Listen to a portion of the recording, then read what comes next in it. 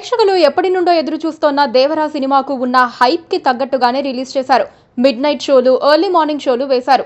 2 తెలుగు రాష్ట్రాల్లో అదనపు షోలకు పర్మిషన్ ఇవ్వటంతో రాత్రి నుండే హడావిడి ప్రారంభమైంది. రాజమౌళి సినిమాతో హిట్ అందుకున్న తర్వాత ఆ హీరోకు నెక్స్ట్ సినిమా ఫ్లాపే అవుతుంది అన్న టాక్ చెరిపేస్తూ దేవరా సూపర్ హిట్, అదిరిపోయింది అని ఫ్యాన్స్ అంటున్నారు. సాధారణ ఆడియన్స్ మాత్రం పర్లేదు, బాగుంది, యావరేజ్ అంటూ మిక్స్డ్ టాక్ వస్తోంది. అయినా కూడా కలెక్షన్ల పరంగా దేవరా దూసుకుపోతోంది. RRR బ్లాక్ బస్టర్ తర్వాత దేవరాతో శుక్రవారం ప్రేక్షకుల ముందుకొచ్చాడు ఎన్టీఆర్. యాక్షన్ ఎంటర్టైనర్ గా తెరకెక్కిన ఈ మూవీకి కొరటాల శివ దర్శకత్వం వహించాడు.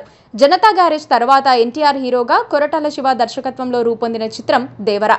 ఈ చిత్రంలో జాన్వీ కపూర్ హీరోయిన్ గా నటించింది. సైఫ్ అలీ ఖాన్ విలన్ గా కనిపించాడు. పాన్ ఇండియన్ లెవెల్లో భారీ అంచనాల నడుమ రిలీజ్ అయిన ఈ మూవీ ఎలా ఉంది అంటే, ముందుగా దేవరా కథ. ఎర్ర సముద్రంలోని 4 ఊళ్లకు దేవరా చెప్పిందే వేదం. తన స్నేహితుడు రాయప్ప, మరో ఊరి పెద్ద భైరాతో పాటు మరికొందరితో కలిసి మురగా కోసం పనిచేస్తూ ఉంటాడు దేవరా. నౌకల్లో మురగా దిగుమతి చేసుకుంటోన్న అక్రమ ఆయుధాల్ని నావీ అధికారుల కంటబడకుండా ఒడ్డుకు చేరుస్తూ ఉంటాడు దేవరా. ఈ అక్రమ ఆయుధాల కారణంగా తమ జీవితాలకే ముప్పు వాటిల్లే అవకాశం ఉందని భావించిన దేవరా మురగా కోసం పని చేయకూడదని నిర్ణయించుకుంటాడు. తన మాటను కాదని మురగా కోసం పనిచేయడానికి వెళ్లిన వారిని దేవరా శిక్షిస్తాడు. దాంతో దేవరకు భయపడి ఎర్ర సముద్రం ప్రాంత ప్రజలు సముద్రంలోకి అడుగు పెట్టడానికి భయపడుతూ ఉంటారు. అక్రమ ఆయుధాల వ్యాపారం సజావుగా సాగటానికి దేవరా అడ్డు తొలగించాలని భైరా ప్లాన్ చేస్తాడు. మరోవైపు దేవర ధైర్యానికి చిరునామా అయితే అతడి కొడుకు వర భయానికి కేర్ ఆఫ్ అడ్రస్ గా పెరుగుతాడు. తండ్రి లక్ష్యాన్ని వర ఎలా పూర్తి చేశాడు? ఎర్ర సముద్రం ప్రాంతవాసుల కోసం ఎలాంటి పోరాటం చేశాడు?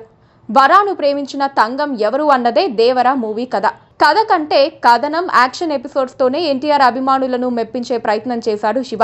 1996 వరల్డ్ కప్ బ్యాక్ డ్రాప్ లో కథను మొదలు పెట్టడం ఆసక్తికరంగా అనిపిస్తుంది. సొరచేపను చంపేంత ధైర్యవంతుడు అంటూ ఎర్ర సముద్రం ప్రాంతానికి తిరుగులేని రాజు అంటూ ఫస్ట్ హాఫ్ మొత్తం ఎన్టీఆర్ హీరోయిజం చుట్టే కథను నడిపించాడు Koratala Shiva. First half serious గా సాగితే సెకండ్ హాఫ్ ను అందుకు భిన్నంగా కామెడీ, లవ్ స్టోరీతో అల్లుకున్నాడు కొరటాల శివ. దేవరకు పూర్తి భిన్న మనస్తత్వంతో వర క్యారెక్టరైజేషన్ సాగుతుంది. అదంతా వర ఆడుతోన్న నాటకమని రివీల్ అయ్యే ఎపిసోడ్ ఫ్యాన్స్ ను మెప్పించేలా ఉంటుంది. క్లైమాక్స్ ను ఓ ట్విస్ట్ తో ఎండ్ చేశాడు కొరటాల శివ.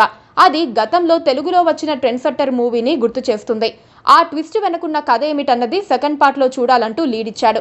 ఏదో ఒక బలమైన సామాజిక అంశాన్ని తీసుకుని దానికి కమర్షియల్ హంగులు, ఎమోషన్స్ తో సినిమా చేయటం కొరటాల శివ స్టైల్. కానీ ఈ సినిమాలో ఆ మ్యాజిక్ మిస్ అయింది. కథ చాలా సాదాసీదాగా అనిపిస్తుంది. కథలో నెక్స్ట్ ఏం జరగబోతుందన్నది ఈజీగా గెస్ చేసేలా ఉంది. దేవర, వర 2 పాత్రల్లో ఎన్టీఆర్ ఒదిగిపోయాడు. భిన్న మనస్తత్వాలు కలిగిన పాత్రలు, అతడు చూపించిన వేరియేషన్, డైలాగ్ డెలివరీ బాగున్నాయి. ఎన్టీఆర్ పై షూట్ చేసిన యాక్షన్ ఎపిసోడ్స్ ఫ్యాన్స్ కు ట్రీట్ లా ఉన్నాయి. ఎన్టీఆర్ కు ధీటుగా సైఫ్ అలీ ఖాన్ విలనిజం సాగింది. శ్రీదేవి కూతురు జాన్వీ కపూర్ తెలుగు తెరకు పరిచయం అవుతుందని ఎంతో కాలంగా ఎదురు చూసిన అభిమానులకు మాత్రం కాస్త నిరాశ కలిగింది. జాన్వీ కపూర్ పాటలు కొన్ని సీన్స్ కు మాత్రమే పరిమితమైంది. ప్రకాష్ రాజ్, శ్రీకాంత్, షైన్ టామ్ చాకో, మురళీ శర్మ నటన ఓకే అనిపిస్తుంది. అనిరుద్ బీజిఎం, చుట్టమల్లె పాటలు బాగున్నాయి.